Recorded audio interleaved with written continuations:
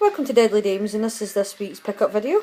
A little bit later than usual. I've had a bit of an unusual week at work, sort of moving departments, and then I went to one of the girls' for work's cocktail night last night, and I wasn't even that drunk, but obviously I've just been really tired. It was a late night, so finally getting to do the pickup video. So as you can see, we've added some more vinyl pops to our collection. So there's never been a lot of the vinyl pops that I've been really into, but Claire's a massive Resident Evil fan, so we couldn't pass up when we've seen these guys. So we've got Jill, the licker, which is he's really cute because he looks like a little dog, but and Leon. And we keep killing ourselves laughing at Jill because she can't even stand up. Our body's that small. You have to get a stand to go with it. And her head is huge compared to that skinny body. I'll just move them to the side.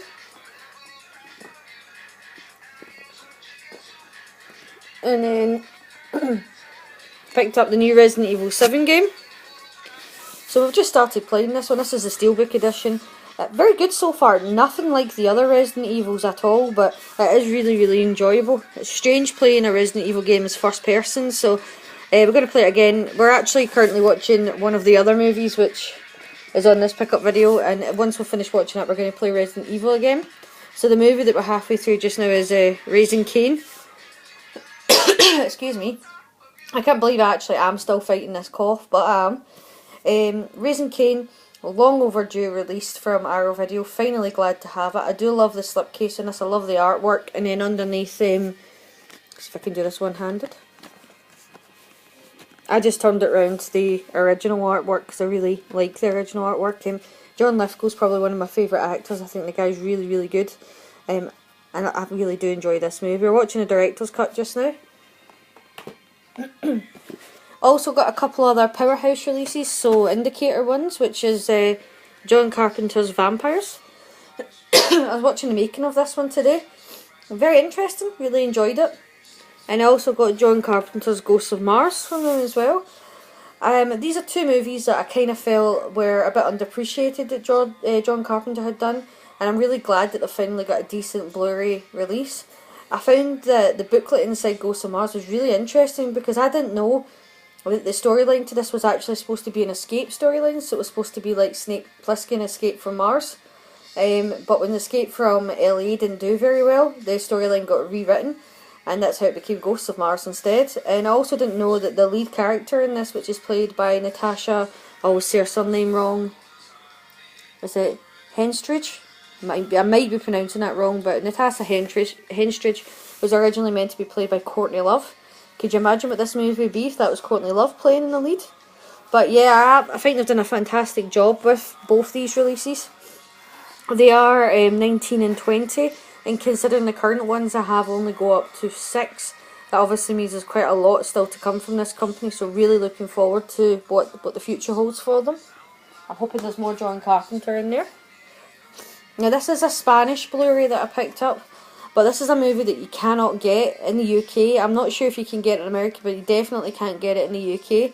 So it was cheap, and I thought I'm going to get this, see if it's good. It plays in English, and the picture quality is amazing in it, and that is The Hidden. I flipped the covers around. There is an alternative one, but I like this one better. I love The Hidden. I think The Hidden is a very underrated 80s movie. I remember a couple of years ago I got to see it on the big screen at the All Night Horror Movie Madness, and I thought it was excellent seeing it like that, and it just made me realise how much this movie has not got the appreciation that it needs. So I'm just happy to have a Blu-ray of it, especially, I know it is Spanish, but the picture quality is amazing on it, so I'm really happy to have The Hidden in my collection. And then, I think there's one last Blu-ray, which is one of my favourite releases from 2016, and that is The Girl with All the Gifts. Really enjoyed The Girl with All the Gifts. It was an unusual take on sort of zombie genre, and I think it did it really well. It's definitely not like a fast-paced movie. If you're going to be watching it for blood and guts, it's not that type of movie. There are obviously plenty of blood in it, but it's not really where the story goes. I just really, really enjoyed this film.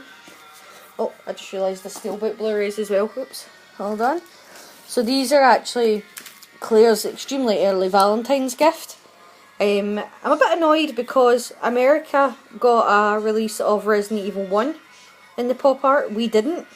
I keep holding out, hoping that eventually they will announce it, but over here in the UK, the only Resident Evil that doesn't have a decent Steelbook edition is Resident Evil 1, so fingers crossed we do get the pop art one. But we've got Retribution, and the artwork in this is really nice. Sorry about the glare, it's just because these are in packagings. And then there's Afterlife with the Executioner, Extinction, the Crow and the Skull. I really like this one. And then the big man himself, and Apocalypse with the Nemesis. So Claire, needless to say, was chuffed by that. She's a big Resident Evil fan. Games, figures, movies, everything she loves, anything Resident Evil. And then DVD wise, a couple of these I picked up. I'm going to pronounce this wrong as well, but is it Kolchak the Night Stalker? I've heard loads about this TV show, and I remember a couple of years ago I actually nearly bought a foreign edition of it because I really wanted to see it. And then I walked into HMV and they had this for, I think it was £10, and I thought I'm just going to get it, pick up and see what it's like. So I'm really looking forward to watching it. I've heard so many good things about it, and it's obviously like the show that sort of paved the way for X-Files, so really looking forward to watching this one. In HMV it was, if you buy anything you can have certain movies for $2.99, so I got John Wick. Now, I'm not the world's biggest Keanu Reeves fan, but so many people have told me to watch this film, and I seen the advert for John Wick 2, and I thought, maybe I should give John Wick a go. And when it was down to only $2.99, I thought, I'm just going to get it, I'll watch it, see what happens. Now, because I've had such a crappy week, well, crappy couple of weeks at work where we've not got out in time and things have just gone horribly wrong, and put it this way, I've done something ridiculous like in the last 2 weeks, maybe 35 hours overtime. I've not had a chance to watch just about anything. So hopefully this week goes a bit better at work and I can actually get out in time and enjoy watching some things. So I also picked up Morgan. Now, so sorry. Morgan, I really like this young actress. It's is it Anna Taylor-Joy? She was in The Witch. She's great in The Witch. I recently went to see Split. I thought Split was really good, and I thought she was really good in it as well. I know Split's got mixed reviews. Don't think it really deserved the mixed reviews. I thought James McAvoy did a fantastic job in the movie. I think the ending was a wee bit, didn't really need to connect to Unbreakable, but I still really enjoyed the film. And as I said, she was great in it. And when I seen that she was in this movie, because I actually missed this one at the cinema when it came out, I thought, I'll give it a go. The Blu-ray was very expensive and this was down in the sale, so I thought, I'll get the DVD, see what I think, and if I really do enjoy it, then at least I can pick up the Blu-ray at a later date. And then last was a movie that I originally seen a couple of years ago, and then I traded it in. And sometimes you get a movie that you trade in, and you trade in prematurely, and then you think to yourself, I should have hung on to that because it actually was a really good film.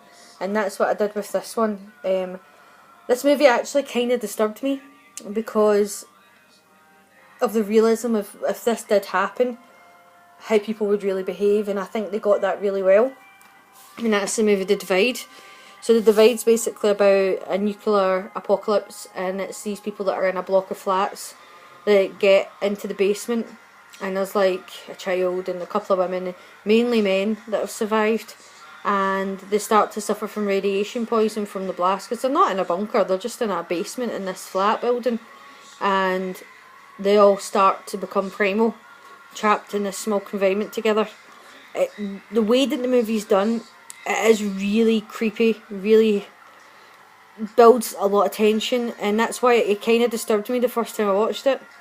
But I've been talking to my partner about it a lot quite lately, because we were thinking about doing a top 10 videos that, like, movies that disturbed us, and I was talking about this one, and then I suddenly realised, you know what, I actually got rid of it because it disturbed me, and I thought, time to watch it again. So picked this one up, it was really cheap.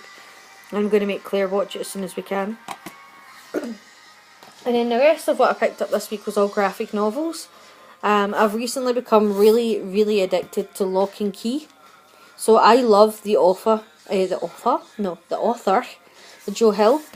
And this was a graphic novel that he did in conjunction with a few other people that I've been looking at for quite a while, and I recently just bit the bullet and thought I'm going to go for it, and I loved it.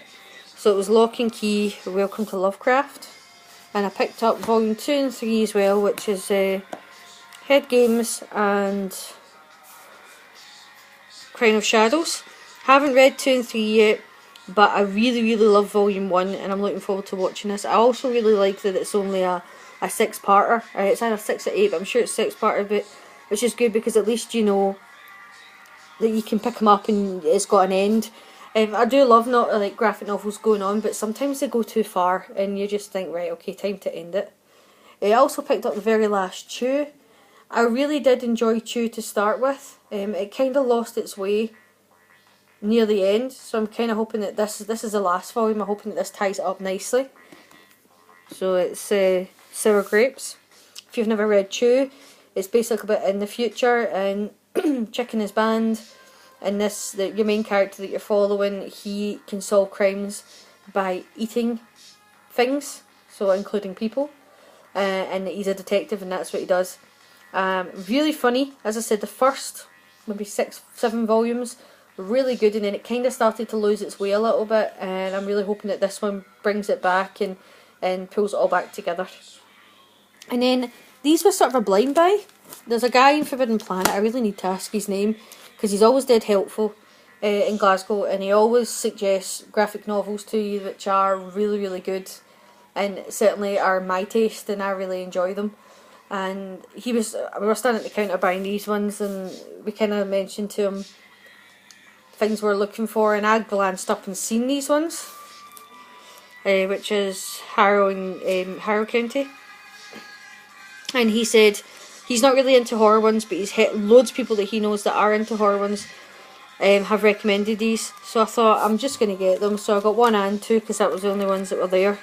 I'm halfway through 1. So far, so good. The artwork is a little bit strange. Well, as you can see in the cover, it's a little bit kind of Royal Dahl-like. But I am enjoying it, really liking it. And hopefully it stays that way the whole way through. But yeah, that's everything that I've picked up this week. Hopefully going to get some more time during this week to look at doing some other videos as well. Work always gets in the way of the things that you really want to do. So, as always, thank you for watching. Please like and subscribe, and please like and take care. See you later.